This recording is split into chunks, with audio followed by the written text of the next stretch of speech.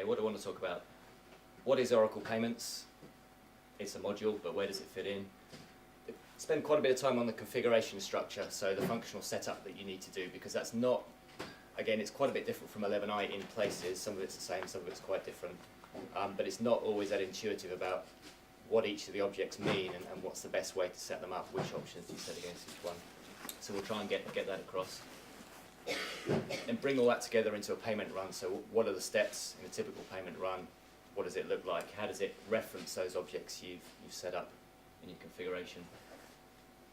Actually producing the payment document, so the check print or your EFT output, is just a stage in that payment run, but obviously you need to define what you want it to look like. So in release 11 we had a custom Oracle Reports report, or PL/SQL, whatever. You now do that with XML Publisher, so I'm going to touch on how to do that. Unfortunately, we don't have time to go through that in a lot of detail, but I'll show you what they look like, because you have to rebuild those as well. How does this affect AP? Well, all these things we used to seeing AP, have they gone away? I'll touch on that. And finally, a few tips to watch out for when you're setting these things up.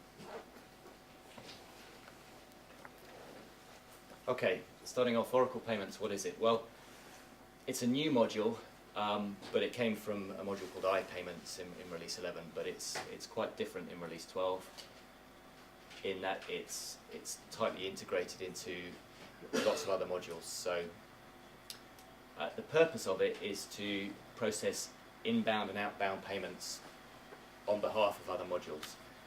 So inbound it calls funds capture, outbound it calls funds disbursement. Clearly, if we're talking about AP and suppliers, we're going to be talking about funds disbursement, outbound payments. And the requests come from AP, from AR, for example, for credit cards coming in, payroll, loans, but we're going to focus on AP here as something that almost everybody needs to do.